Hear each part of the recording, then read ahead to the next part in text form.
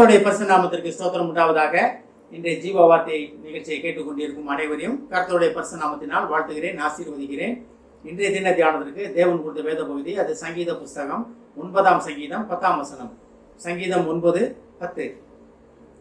கர்த்தாவே, உம்மை தேடுகிறவர்களை நீர் கைவிடுவதில்லை, ஆதலால் உமது நாமத்தை அறிந்தவர்கள் உம்மை நம்பியிருப்பார்கள்.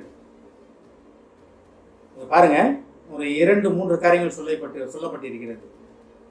உண்மை தேடுகிறவர்கள், நேற்று தினம் பார்த்தோம், நம்பிக்கையுடைய சிறைகளே அரணுக்கு திரும்புங்கள். அப்ப தேவனை தேடினா தான் அந்த காரியங்கள்லாம் நடக்கும். அப்ப தேவன் இன்னைக்கு என்ன சொல்றாரு பாருங்க, உங்ககிட்ட தேவனை தேடுகிறவங்களை தேவன் கைவிட மாட்டார், நான் கைவிட மாட்டேன். அதாவது நீர் கைவிடுவதில்லைன்னா என்ன சங்கீதக்காரர் சொல்றாரு. அப்ப தேவன் நம்மளை கைவிட மாட்டார். யாரை கைவிட மாட்டார்? தேவனை தேடுகிறவர்களே, தேவனை தேடுகிற தேவ ஜனங்களை. நம்ம அழைப்பை தெரிந்து கொள்ள வேண்டும். தேவனால் படைக்கப்பட்ட நம்ம அழைப்பை தெரிந்து கொள்ள வேண்டும். நிறைய நேரம் நம்ம அதில் தான் மிஸ் ஆகிடுறோம். எதுக்காக அழைக்கப்பட்டோம்ன்றதை அறிந்து கொள்றதுக்கு ஆசைப்படுகிறது கிடையாது. தேவனை நோக்கி கேட்குறோம், எல்லாமே பண்ணுறோம், எல்லாமே ரைட்டு, எல்லாமே பண்ணுறோம். தேவனை தேடுகிறது, தேவனை தெரிந்து கொள்கிறது, நிறைய வித்தியாசங்கள் உண்டு. அறிந்து கொள்வது, தெரிந்து கொள்வது அப்படின்றதுல நிறைய காரியங்கள், நிறைய வித்தியாசங்கள் உண்டு இதில். அப்போ தேவனை தேடுகிறவர்கள் யார்? தேவனை தேடுவார்?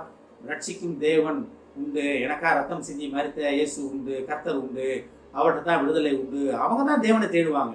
மிச்சவங்களாம் தேவனை பார்த்துட்டு போயிடுவாங்க. ஓ, அவங்க தான் ஓதா அப்படியா, ஹலோ அப்படின்ட்டு அல்லேலூயா சொல்லிட்டு அப்படி போயிடுவாங்க. ஆனால் தேடுகிறவங்களுக்கும் உங்களுக்கும் நிறைய வித்தியாசம் உண்டு. அதை நம்ம புரிந்து கொள்ள வேண்டும். தேவனை எதுக்காக தேடுகிறோம்? தேவனுடைய பாதத்தில் ரட்சிப்பு உண்டு, விடுதலை உண்டு, பரலோகம் உண்டு, பரலோக வாழ்க்கை நமக்காக உண்டு. இதை நம்புறவங்க தான் தேவனை தேடுவோம். இல்லாட்டி தேவனை தேட மாட்டோம். ஒரு சில நேரங்களில் ஒரு வாழ்க்கையில் ஒரு அடி விழுந்துட்டா, வாழ்க்கையில் ஒரு சர்க்கிள் ஆகிட்டா தேவனை தேடி ஓடுவோம். அந்த சர்க்கிள்ல இருந்து நிமிர்ந்து நின்றோன்னே, நான் எவ்வளோ கஷ்டப்பட்டு நான் வந்துட்டேன்ப்பா, தேவன் எனக்கு உதவுனாருன்றதோட நான் எவ்வளோ கஷ்டப்பட்டேன் அப்படின்ற நம்ம பண்ண முயற்சிகளை தான் நம்ம முன்னிலைப்படுத்துவோம். தேவன் தான் அதுக்கு பேக்கப்ல இருந்து என்னை முயற்சி பண்ணுறதுக்கு என்னை தேவன் தான் பேக்கப்ல இருந்தார், தேவன் தான் பின்னால் இருந்து என்னை தள்ளினார் அப்படின்றத நம்ம முன்னிலைப்படுத்த மாட்டோம். நான் பண்ணேன், அவ்வளோ போராடினேன், நான் கஷ்டப்பட்டேன், படித்தேன், நான் போராடினேன், வாழ்க்கையில் ஜெயிச்சேன், இப்படி தான் சொல்லுவோம் நம்ம. அதனால தான் இதில் உண்மை தேடுகிறவர்களை நீர் கைவிடுவதில்லை. அப்போ தேவன் கைவிடாத தேவன். ஆனால் நம்ம தேவனை தேடுகிறோமா? முழு ஹிருதயத்தோடும் முழு ஆத்மாவோடும் கர்த்தரை தேடுவதற்காக நம்ம அழைக்கப்படுகிறோம். முதலாவது தேவனையும் அவருடைய ராஜ்யத்தையும் தேடுங்கள் அப்படின்னு தான் நம்ம படிக்கிறோம் பைபிளில். அப்போ நம்மளோட முதல் அழைப்பே என்னன்னா, தேவனை தேடி கண்டடைவது. எப்படி தேவனை தேடுவது? அதிகாலை தோறும் எனக்கு திருக்கை பூஜையாக இருக்கும், காலை தோறும் என்னை தேடியவனை கண்டடைவான், அதிகாலையில் என்னை தேடியவனை கண்டடைவான். அப்போ அதிகாலையில் இருந்து தேவனை தேடுகிறோமா? அந்த நேரம் தான் தேவனை கண்டடைவதற்கு சரியான நேரம். மிச்சம் எல்லா நேரமும் தேவனை தேடலாம். தேவன் நம்ம அருகாமையில் தான் இருக்கார். ஆனால் தேவனே அந்த வார்த்தையை சொல்கிறார், அதிகாலையில் என்னை தேடியவனை கண்டடைவான் அப்படின்றார். அப்போ நம்ம அதிகாலையிலே இருந்து தேவனை தேடுவதற்காக நம்ம அழைக்கப்படுகிறோம். அதான் பாருங்க, கர்த்தாவே உம்மை தேடுகிறவர்களை நீர் கைவிடுவதில்லை. அப்போ தேவன் நம்மளை கைவிடவே மாட்டார், என்றென்றும் கைவிட மாட்டார்.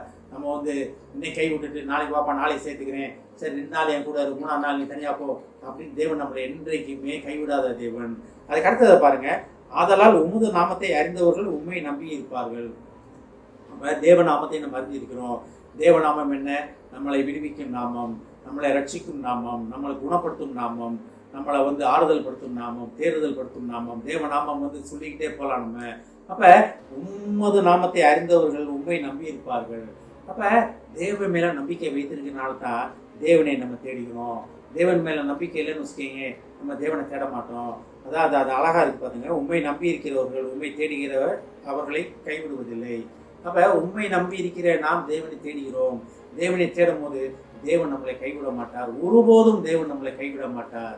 நம்மளோட உடனே இருந்து நம்மளை அரவணைத்து நம்ம தேவைகளை சந்தித்து நம்ம வழிகளை செவ்வைப்படுத்துகிற தேவன் நம்மளுடனே உண்டு. அதை மட்டும் விசுவாசி தேவனை தேடுவதற்காக தேவன் நம்மளை அழைக்கிறார். ஆமென். ஜெபிப்போம். எங்களை அதிமனசிக்கு அன்பின் பரலோக பிதாவே, கர்த்தாவே, உம்மை தேடுகிற எங்களை நீர் கைவிட மாட்டேன் என்று சொன்ன மகா கிருபையால் நன்றி. நம்ம வார்த்தைக்காக நன்றி, நன்றி, நன்றி ஆண்டவர், நன்றி ஆண்டவரே. உண்மை அறிந்த எங்களை நாங்கள் உண்மையை நம்பி இருக்கிறோம். நாங்கள் உண்மையை நம்பி இருக்கிறோம் ஆண்டவரே. நாங்கள் உண்மை மேல் வைத்த நம்பிக்கையால் உண்மை தேடி உண்மை கண்டடையத்தக்க வாக்கியத்தை எங்களுக்கு தாருமாண்டவரே. நீ கைவிடாத தேவன் என்பதை அறிந்து கொண்டோம் ஆண்டவரே. இதை கேட்டுக்கொண்டிருக்கும் ஒவ்வொரு குடும்பத்தையும் ஒரு கற்றை தருகிறோம் அப்பா. குடும்பத்தில் உள்ள வாலிப வயது பிள்ளைகளை ஒரு கற்றை தருகிறோம் அப்பா.